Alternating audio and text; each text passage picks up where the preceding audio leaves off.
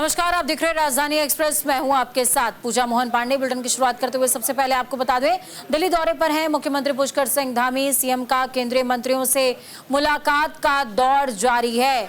इस बीच आपको बता दें कि सीएम धामी ने ज्योतिरादित्य सिंधिया से मुलाकात की। जी हां, राज्य में संचार सेवाओं के विस्तार पर विस्तार से चर्चा की गई है। संचार व्यवस्था को बेहतर बनाने का अनुरोध भी इस दौरान सीएम धामी करते नजर आए हैं। उत्तराखंड के मुख्यमंत्री पुष्कर सिंह धामी ने संचार मंत्री ज्योतिरादित्य सिंधिया से मुलाकात करते हुए मंत्रालय का दायित्व मिलने पर उन्हें शुभकामनाएं दी। साथ ही राज्य में संचार सेवाओं के विस्तार को लेकर मुद्दों पर चर्चा करते नजर आए हैं। सीएम धामी ने राज्य में संचार व्यवस्था से वंचित क्षेत्रों में टावर लगाकर संचार व्यवस्था को बेहतर बनाने का अनुरोध किया। पिथौरागढ़ के सीमांत क्षेत्र के गांवों में संचार सुविधाओं के विस्तार का भी अनुरोध किया है। केंद्रीय मंत्री से नैनीताल के तलीताल पर बने डाकघर को शिफ्ट करने का भी अनुरोध करते नजर आए। तो देखिए, आपको 6 तस्वीरें दिखा रहे हैं। अपने दौरे के दौरान पुष्कर सिंह धामी मुख्यमंत्री उत्तराखंड के प्रधानमंत्री नरेंद्र मोदी से तीसरे कार्यकाल के लिए शुभकामनाएं देते नजर आए, मुलाकात करते नजर आए और विस्तार से उत्तराखंड के विकास के रोड मैप पर बात करते नजर आए। दूसरी तस्वीर में आप देख पाएंगे ज्योतिरादित्य सिंधिया, जिनके पास पिछली बार एविएशन मिनिस्ट्री थी लेकिन इस बार टेलीकॉम मिनिस्ट्री है, उनसे भी मुलाकात करी है। संचार के क्षेत्र में उत्तराखंड के लिए विकास के रोड मैप पर बातचीत करते नजर आए हैं। नितिन गडकरी की तस्वीर है और इसी तरीके से मनोहर लाल खट्टर, राजनाथ सिंह और जेपी नड्डा।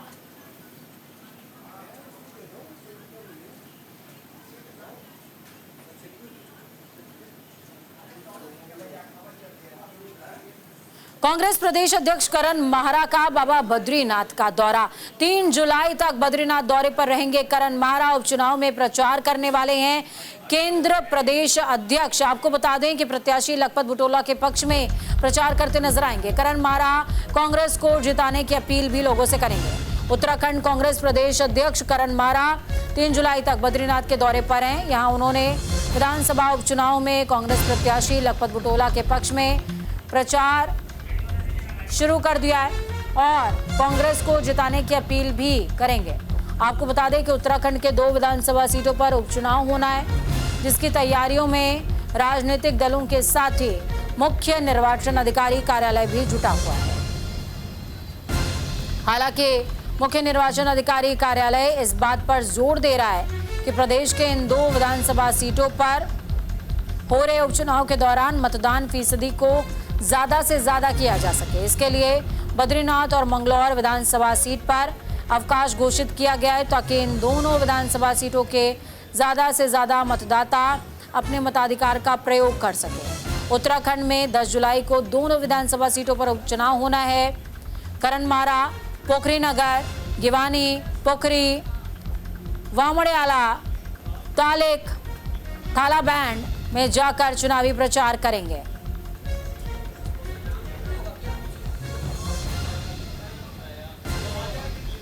चलिए ग्राउंड जीरो का रुख करते हैं। अनुज अवस्थी हमारे साथ ग्राउंड जीरो से लाइव जुड़े हुए हैं। अनुज, करण माहरा एक्टिव मोड में नजर आ रहे हैं। हालांकि दोनों ही उपचुनाव, दोनों ही सीटों पर जो उपचुनाव है उसमें कांग्रेस को काफी ज्यादा आशा है। उनकी आशा निराशा में तो तब्दील नहीं हो जाएगी? बिल्कुल पूजा, जिस तरीके से प्रदेश अध्यक्ष करण माहरा ने अब कमान संभाली है पूरे कांग्रेस को लेकर के, अब वो चाहे 2 सीटों पे जो चुनाव है, एक मंगलौर विधानसभा सीट और एक बद्रीनाथ विधानसभा सीट, तो उनका सबसे पहले जो दौरा है वो बद्रीनाथ विधानसभा सीट को लेकर के, और वहां पे वो चुनाव प्रचार भी करेंगे, साथ ही साथ भगवान बद्री विशाल के दर्शन भी करेंगे, क्योंकि बद्रीनाथ सीट काफी अहम मानी जा रही है। वहां से कांग्रेस के जो उम्मीदवार है लखपत बुटोला को बनाया गया, क्योंकि पहले जो राजेंद्र भंडारी थे वो कांग्रेस के विधायक थे और उन्होंने लोकसभा चुनाव के ठीक पहले जो है दल बदल करके बीजेपी में वो शामिल हुए और शामिल होने के बाद उनको बीजेपी ने टिकट दिया हुआ है। तो बीजेपी से उम्मीदवार राजेंद्र भंडारी और कांग्रेस से उम्मीदवार लखपत बुटोला है। करण माहरा ने ये कमान संभाली है प्रदेश अध्यक्ष होने के नाते। उन्होंने, चूंकि कांग्रेस में लोकसभा सीटों में कांग्रेस को कोई सीट नहीं मिली, 5 500 सीटें बीजेपी के खाते में आएंगे। वहीं अब कांग्रेस क्योंकि 2 विधानसभा चुनाव है, इस वजह से वो जनता के बीच जा रही है और जनता से इस बात को बोल रही है कि इस बार आप कांग्रेस को वोट दें, क्योंकि कांग्रेस उत्तराखंड में विकास और डेवलपमेंट की चीजें है। क्योंकि राजेंद्र भंडारी जब विधायक थे तब उन्होंने किसी प्रकार का कोई डेवलपमेंट नहीं किया और लगभग 16 जो लगातार आपके क्षेत्र के आपके बीच के हैं, तो उन पे आप विश्वास जताइए और उनको ज्यादा से ज्यादा मतों से विजयी बनाइए। 10 तारीख को चूंकि चुनाव होना है और 13 तारीख को मतगणना होनी है, तो इसी इन सब चीजों को लेकिन इस दौरान अनुज खास बात ये देखने को मिली कि इस बार उपचुनाव के लिए छुट्टी की गई है इन दोनों ही कॉन्स्टिट्यूएंसीज में।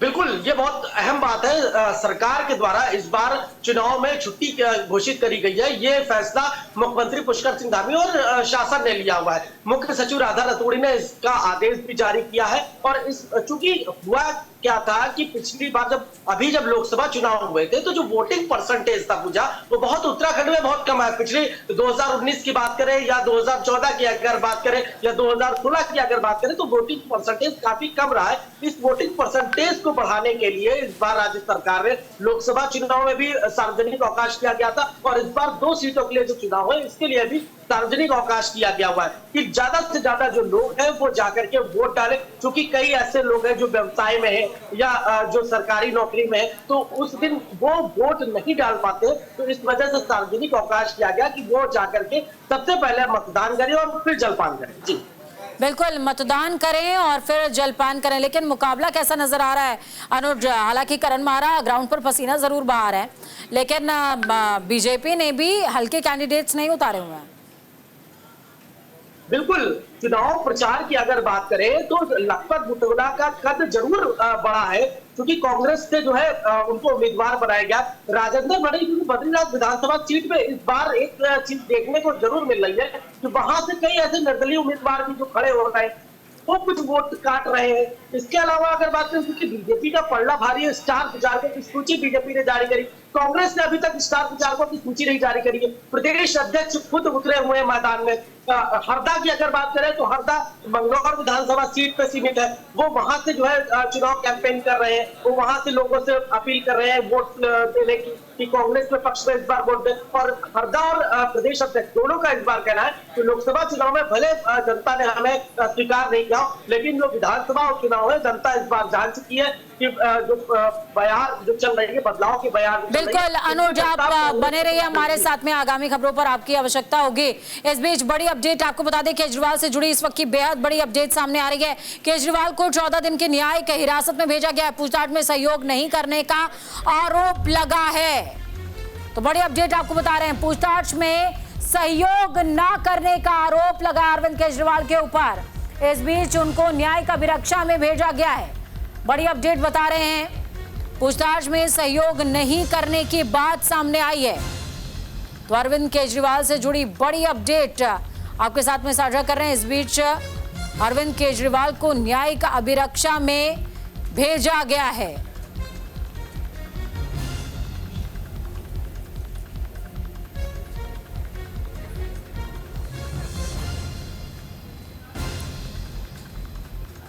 अरविंद केजरीवाल को 14 दिनों की न्यायिक अभिरक्षा में भेजा गया।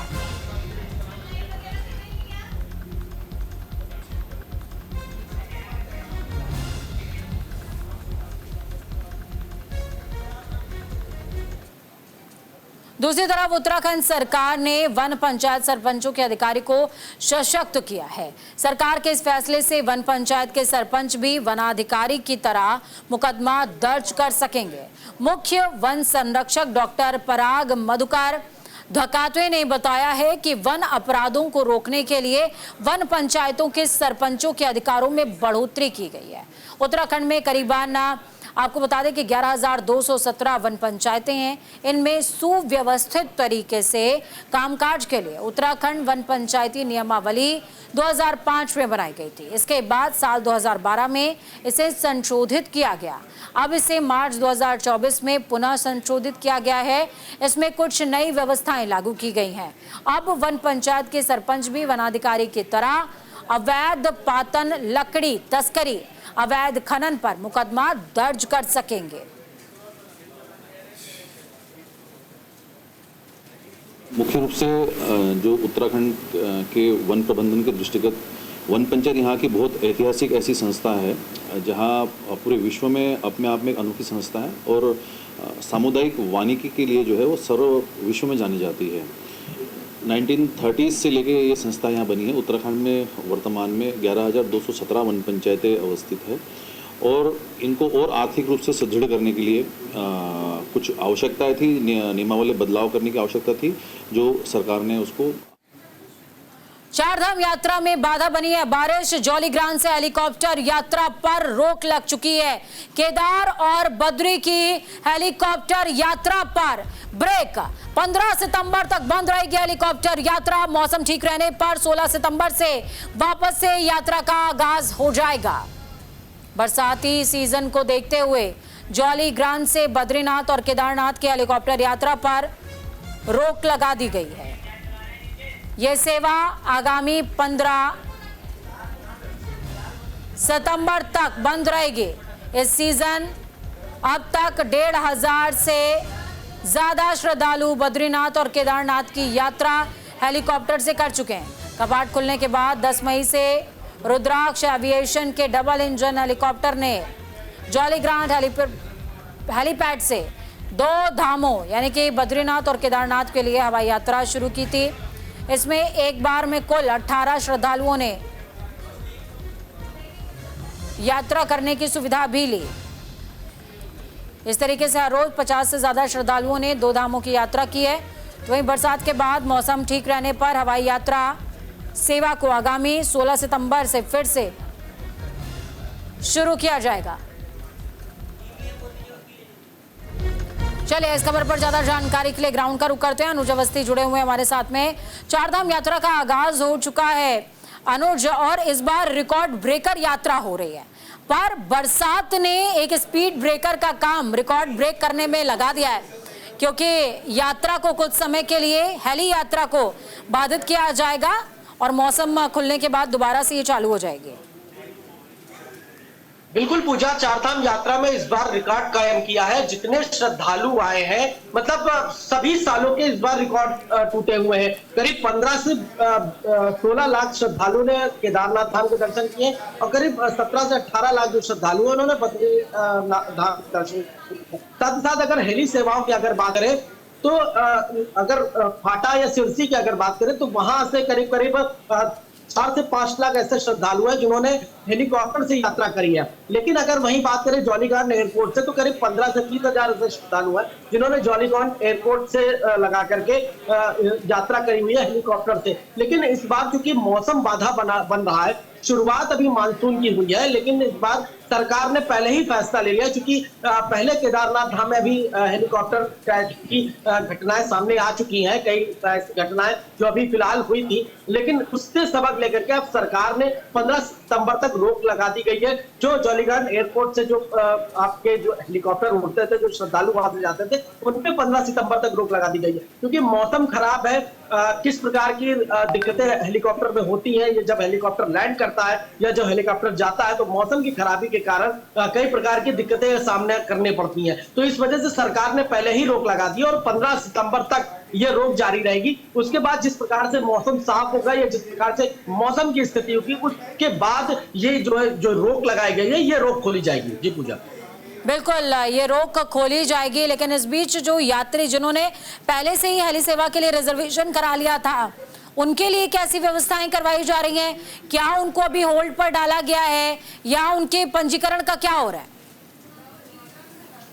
बिल्कुल पूजा, जिन्होंने पहले से ही पंजीकरण करा के रखा, क्योंकि ये जो सुविधा जो बंद करी गई है ये जौलीग्रांट एयरपोर्ट से बंद करी गई है। जो फाटा, सिरसी या गुप्तकाशी से जो हेलीकॉप्टर जा रहे हैं उनकी अभी फिलहाल परमिशन है और वो जा रहे हैं। लेकिन मौसम के अनुकूल अगर मौसम खराब होता है तो वहां पर भी ये सुविधा बंद कर दी जाती है। जिस प्रकार से मौसम होता है उस प्रकार से यात्रियों को जगह जगह पर रोक दिया जाता है। जैसे मौसम प्रतिकूल होता है तो उसी प्रकार से उन यात्रियों को आगे भेजा जाता है या हेली की सुविधाएं शुरुआत होती है। ये जो रोक लगाई गई है ये जौलीग्रांट एयरपोर्ट से लगाई गई कि यहाँ जो यात्री जा रहे हैं, लेकिन जिन्होंने पहले से ही बुकिंग करा के रखी हुई है उनको सरकार ने दूसरी जगह पे शिफ्ट किया है कि आप यहां से पहले गुप्तकाशी जाओ और वहां से उनकी सुविधाएं कराई गई कि उनको जो यात्री जो आ रहे हैं उनको किसी प्रकार की सुविधा ना हो। लेकिन जब मौसम अनुकूल नहीं रहेगा तो हेलीकॉप्टर भी वहां तक ही नहीं जा पाएगा, क्योंकि जब अगर मौसम अनुकूल नहीं रहता है तो कई प्रकार की घटनाएं भी होने का अंदेशा रहता है कि कहीं हेलीकॉप्टर क्रैश हो जाए या किसी प्रकार की कोई टेक्निकल फॉल्ट आ जाए। तो इसके मद्देनजर इस बात को श्रद्धालुओं को भी बोला गया है कि अगर मान लीजिए कोई फॉल्ट होती है तो आप किसकी जिम्मेदारी होगी, सरकार की जिम्मेदारी होगी या आपकी जिम्मेदारी होगी। तो इसी को लेकर के उनको शिफ्ट किया गया है गुप्तकाशी, फाटा या सिरसी, 3 जगहों पे जो हेली की सुविधा है वहां पे शिफ्ट किया गया। लेकिन फिलहाल जॉलीग्रांट एयरपोर्ट से इसकी रोक लगा दी गई है। जी बिल्कुल, बहुत शुक्रिया अनुज हमारे साथ जुड़ने के लिए, अहम जानकारी साझा करने के लिए। तो इस बीच आपको बता रहे हैं कि किस तरीके से 10 मई से फिर से शुरू हुई चारधाम यात्रा पहाड़ियों से समतल तक मन्नतों की मंजिल बनी हुई है। केदारनाथ, बद्रीनाथ, गंगोत्री धाम में आस्था का सैलाब उमड़ा हुआ है चारधाम यात्रा में, लेकिन इस वक्त बारिश बाधा बन गई है। 15 सितंबर तक के लिए हेलीकॉप्टर यात्रा सीधे जॉलीग्रांट एयरपोर्ट से बंद रहने वाली है। मौसम ठीक रहने पर 16 सितंबर से यात्रा का आगाज हो जाएगा। 27,24,679 तीर्थयात्रियों ने दर्शन किए हैं। केदारनाथ धाम की अगर बात की जाए तो 9,90,340 ऐसे यात्रियों की तादाद है, इन्होंने शीश नवाया है। बद्रीनाथ धाम की अगर बात करें तो 7,84,260 तीर्थयात्री बद्रीनाथ धाम पहुंचे और जय बद्री विशाल बोलते हुए उनके दर पर उन्होंने शीश नवाया है। इसी तरीके से अगर गंगोत्री धाम की बात की जाए तो 4,61,157 तीर्थयात्री पहुंचे हैं। यमुनोत्री धाम में भी माफ कीजिएगा, यमुनोत्री धाम में 4,61,147 तादाद रही है। तो वहीं गंगोत्री धाम की अगर बात करें तो 4,88,922 श्रद्धालु हाजिरी मां गंगोत्री के चरणों में लगा चुके हैं। हेमकुंड साहिब की अगर बात करें तो 1,14,927 श्रद्धालुओं ने हेमकुंड साहिब में मत्था टेका है सम्मान के साथ। धार्मिक पर्यटन को नई पहचान मिलती नजर आई है। इस बीच नया आंकड़ा बन रहा है, रिकॉर्ड ब्रेकर आंकड़ा बन रहा है।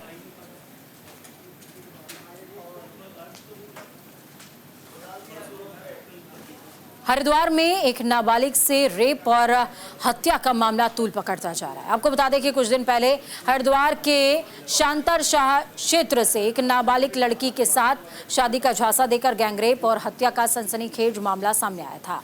लड़की के साथ दुष्कर्म और हत्या के मामले में अमित सैनी और प्रधानपति आदित्य राज सैनी को आरोपी बनाया गया।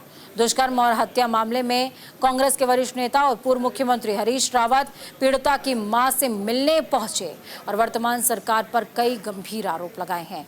अब इस मसले पर कांग्रेस ने सीबीआई जांच की भी मांग की है। बहुत बड़ी घटना है कि मानवता को शर्मसार कर देने वाली घटना है।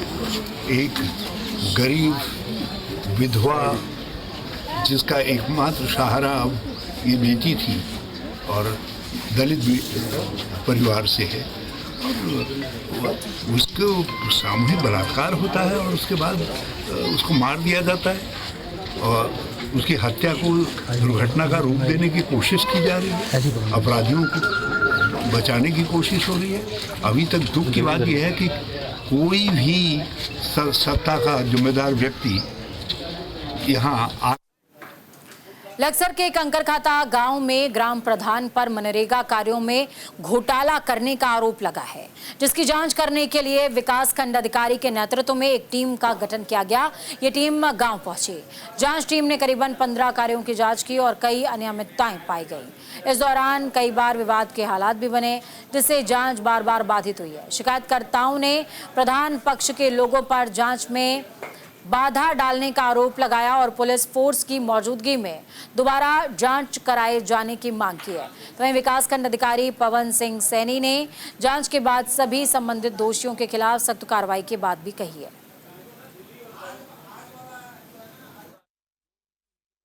थी उसमें पाइपलाइनों की जांच थी 5 की गई। उसमें ये बताया गया इनके द्वारा शिकायतकर्ता द्वारा कि ये ग्राम पंचायत के एरिया से बाहर की बताई गई है, परंतु ये कार्य राजस्व का है, वो बताएंगे सिद्ध करके कि कहाँ पे ये स्थापित है। हाँ, अपने तरीके से मैंने अपना काम सही कराया है। कुछ लोगों को मेरे काम से दिक्कत है, जिन्हें दिक्कत है वे अपना समाधान कर सकते हैं, कह सकते हैं अपनी बात।